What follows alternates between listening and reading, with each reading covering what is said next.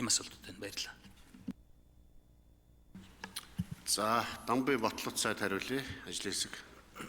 За, инх төвшин гишүүний асуултанд хариулъя. Ер нь энэ хуулиараа төрийн цэргийн болоод хууль зохиолох байгууллагад ашиглагдж байгаа энэ нисдэг тэргүүдтэй холбоотой тэдний одоо аюулгүй нислэг за техникийн үйлчлэгээ гэдэг бусад зүйлийг одоо энэ хуулийн хүрээнд одоо зохицуулж байгаа. За яг үүндээ одоо бас бид нар хувийн хвшилтэй хамтран ажиллахад асуудал бий. Энэ Батлан салбар өөрөө онцгой салбар учраас зарим нэг зүйл одоо бас хаалттай явдгийг та бол одоо бас ойлгож байгаа гэж бодож байна. Тийм учраас одоо бид бүхэн илүүтэй хувийн хвшилтэй хамтрах гэхээсээ илүүтэй өөрсдийн хэмжээнд одоо засвар үйлчлэгээтэй холбоотой асуудлуудыг зохион байгуулах ийм боломжууд дээр анхаарч ажиллах ёстой гэж үзэж байгаа. Тэр чиглэлээр ч гэсэн манайд одоо бас мэрэгсэн хүмүүс байгаа. Бас мэрэгсэн хүмүүсийг цааш нь давтан сургах, сургалтанд хамрах боломжууд бас байгаа гэдгийг хэлэх нь зүйтэй баха. За хоёрдугаарт нь аялал жуулчлалтай холбоотой, аэродромтой холбоотой асуудлууд яригдлаа. За мэдээж нислэг тэрэгтэй холбоотой асуудлууд бол газар орны нөхцөл байдал харгалзахгүйгээр буудаг.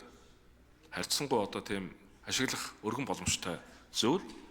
Тийм учраас бид бүхэн бол одоо тухайн нислэгийн шин чанараас захиалгаас хамаарсан байдлаар одоо бас буух талбайнуудаа ашиглах урьдчилан бэлтгэж зохион байгуулах юм боломжтой байдаг.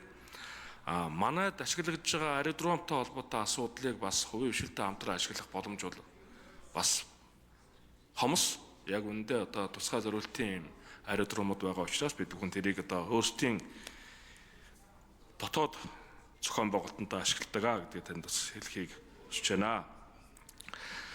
За манай нислэгийн хувьд бол одоо дараах чиглэлээр ангилж байгаа байлдааны үргийн нислэг, онцгой үргийн нислэг, тусгай үргийн нислэг, захиалгат нислэг, сургууль байлдааны нислэг, шалгалт өршөлтийн нислэг, сургууль дадлагын нислэг, олон улсын нислэг гэдэг. Тэгэхээр энэ хүрээнд одоо жишээлбэл одоо аялал жуулчлалтай холбоотой өргөн дэлгүүр газар нутагтай учраас нислэг тэргүүдийг ашиглах боломжууд бий. За энэ хүрээнд бол одоо тухайн одоо аялагч маань мөнгө төгрөгөө төлөөд захиалгат нислэгт хамрагдах боломжууд байгаа гэдгийг хэлье. За баярлалаа. Манайхан нэмэлт хариулт хэлжүүлнэ.